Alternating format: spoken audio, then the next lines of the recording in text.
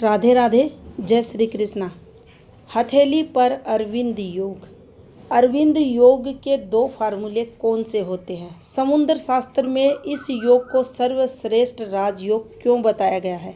तो देखिए, जिस जातक की हथेली पर बनता है अरविंद योग, ये दो तरीकों से बनता है और वह जातक राजसी सुखों का भोग करते हैं। पहले फार्मूले की बात तो कुछ इस प्रकार से बनेगा अरविंद योग। हथेली के सातों ग्रह, ये 7 ग्रह हैं हमारी हथेली पर। ये मंगल है, ये शुक्र है, ये चंद्र है, ये गुरु है, शनि है, सूर्य है, बुध है। सातों ग्रह विकसित होने चाहिए। विकसित कैसे होंगे? तो देखिए, सीधा सा फॉर्मूला अगर आपको बताएं, ये हमारी हथेली पर गुरु की सीमा है। ये यहाँ से यहाँ तक शनि की है, यहाँ से यहाँ तक सूर्य की, और यहाँ से यहाँ तक बुध की। यहाँ से यहाँ तक मंगल, यहाँ से यहाँ तक शुक्र, थंब भी शुक्र में आता है। इधर ये मंगल है और इधर ये चंद्र है, ये केतु है, इधर आके केतु है, इधर ये आपका राहु है, ये नेपच्यून है, ये प्लूटो है। इस प्रकार से है।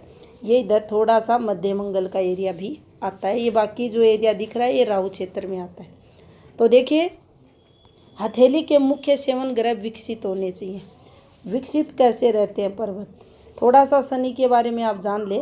शनि विकसित नहीं होना चाहिए। विकसित तब होगा जब ये बिल्कुल फ्लैट रहेगा, समतल रहेगा, फर्श जैसा समतल। अगर शनि है तो ये विकसित माना जाना चाहिए। बाकी सभी फिंगर सीधी होनी चाहिए। अब ये सीधी फिंगर से पर्वत विकसित या पर्वत बैलेंस होने का क्या मतलब है? जब भी ये फिंगर सीधी रहेंगी, ये एक सकारात्मकता को बताती हैं। पॉजिटिव एनर्जी को माउंट तक सीधा भेजने का कार्य भी करती हैं। अब देखिए, सीधी फिंगर है और माउंट विकसित है। अब ये दबा हुआ माउंट है, ये उभरा हुआ होना चाहिए। कैसा उभरा हुआ होना चाहिए? इस प्रकार का ये उभरा हुआ होना चाहिए। ये दबाव नहीं होना चाहिए, फिर ये उभरा हुआ माना जाएगा। तो 7 ग्रह विकसित होने चाहिए। गुरु पर्वत पर क्रॉस का निशान होना चाहिए। हमारी भाग्य रेखा, जिसे शनि रेखा, धन रेखा कहा जाता है, ये पूर्ण होनी चाहिए। भाग्य रेखा पूर्ण कब होती है? भाग्य रेखा जब आपके शनि क्षेत्र पर पहुंच जाती है। और ये जो ऊपर का आपको दिखाई दे रहा है स्थान, इसे भाग्य रेखा का अंतिम छोर का स्थान माना जाना चाहिए। यहाँ जिसकी भी भाग्य रेखा आएगी, वह व्यक्ति एट लास्ट अपने जीवन के अंतिम क्षणों तक धन सुख का भोग करेगा। अगर ऐसी भाग्य रेखा, ये भाग्य रेखा पूर्ण भाग्य रेखा मानी जाएगी। इसके साथ हमारी हथेली पर पूर्ण स्वास्थ्य रेखा रहे, जिसे हम बिजनेस लाइन कहते हैं।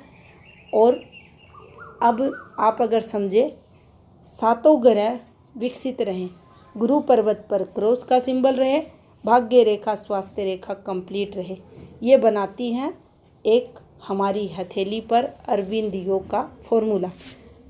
ये जो योग है, जिसकी भी हथेली पर बनेगा, वह जातक हर सुख का भोग करेगा।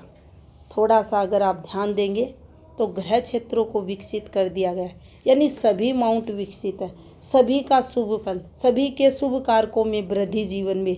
तो ऐसा कोई सुख नहीं है जो इस जातक के जीवन में ना रहेगा।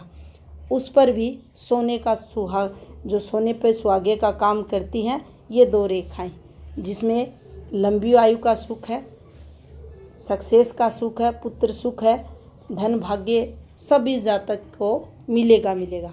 तो यहाँ ये पहला फार्मूला है अरविंद योग का, जो अत्यंत ही शुभ योग माना जाता है। राजाओं जैसा जीवन इस जातक का रहता है। दूसरे फॉर्मूले की बात करें तो देखिए, जीवन रेखा के साथ एक रेखा रहे, जिसे हम मंगल रेखा कहते हैं, और कंप्लीट चलनी चाहिए कुछ इस प्रकार से जीवन रेखा। और इसके साथ बिल्कुल इस प्रकार से सट कर चलती हुई रेखा को मंगल रेखा कहा जाता है। इसके साथ ही दूसरा जो स्थिति होती है, गुरु पर्वत पर क्रॉस होना चाहिए। तीसरी स्थिति की बात करें, भाग्य रेखा पूर्ण होनी चाहिए, स्वास्थ्य रेखा पूर्ण होनी चाहिए। अब यहाँ भी अगर आप देखेंगे, जो अरविंद योग बना है वैसे भी बन सकता है, और ऐसी अगर फॉर्मेशन हथेली पर है तो भी अरविंद योग ही माना जाएगा। इस जातक का जीवन भी राजाओं जैसा रहेगा, राजसी सुखों का भोग करने वाला ये जातक रहेगा। कोई भी ऐसा सुख नहीं बचेगा इसके जीवन में जो इसे प्राप्त ना हो, कोई भी इच्छा अधूरी नहीं रहेगी जो इसकी पूर्ण ना हो। हर प्रकार से सुखी संपन्न ये जातक मिलेगा। अगर वीडियो अच्छा लगे है तो शेयर लाइक करें। धन्यवाद।